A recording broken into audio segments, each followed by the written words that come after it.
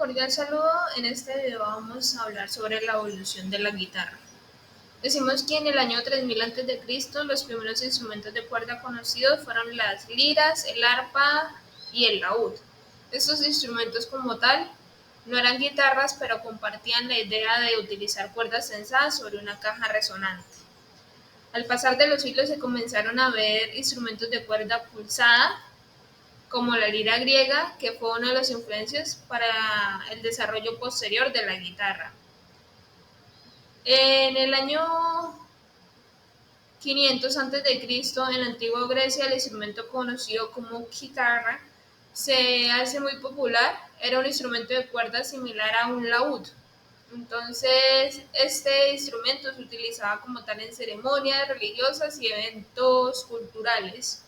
Se tocaba con un peltro y su caja de resonancia influenció el diseño de las primeras guitarras.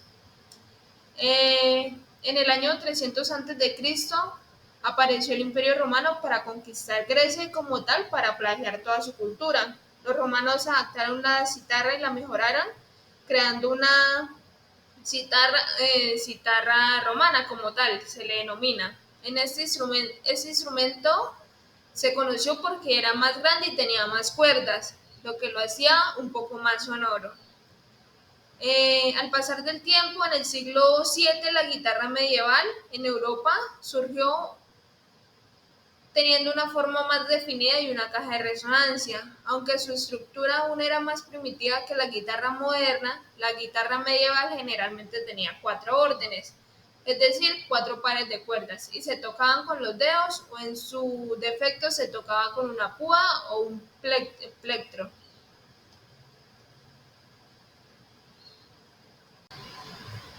Entonces seguimos con la península ibérica, que sería la Edad Media. En esa península y durante la Edad Media aparecieron personajes como los juglares y los trovadores, que eran artistas errantes que iban de pueblo en pueblo mezclando música, poesía, sátira y malabarismo.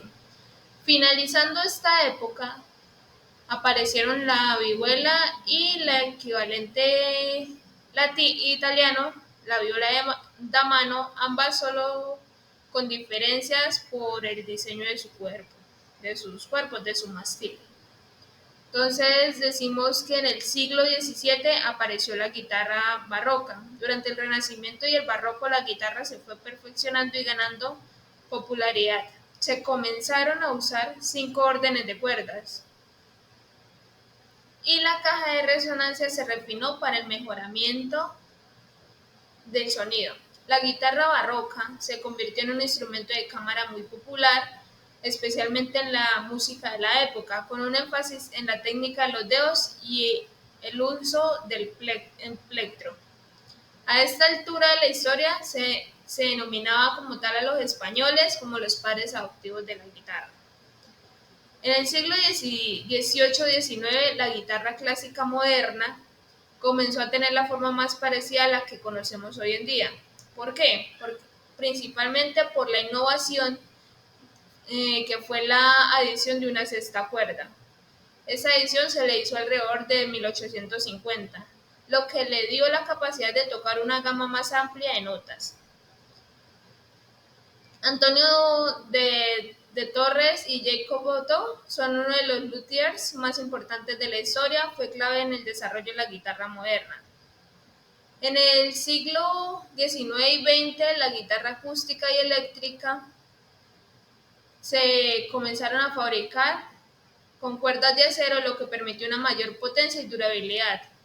En 1931, Rickenbacker y Fender contribuyeron a la creación de las primeras guitarras eléctricas. Estas guitarras utilizaban pastillas electromagnéticas para amplificar el sonido de las cuerdas, lo que revolucionó principalmente la música popular. En el siglo XX y el siglo XXI se hizo la diversificación y modernización. ¿Qué quiere decir esto? Que a lo largo de estos siglos la guitarra pasó de ser central en muchos géneros musicales, desde el rock, el blues, el jazz, el flamenco y la música clásica.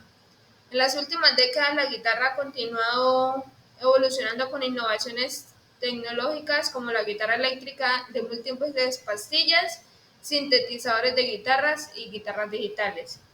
Muchas gracias.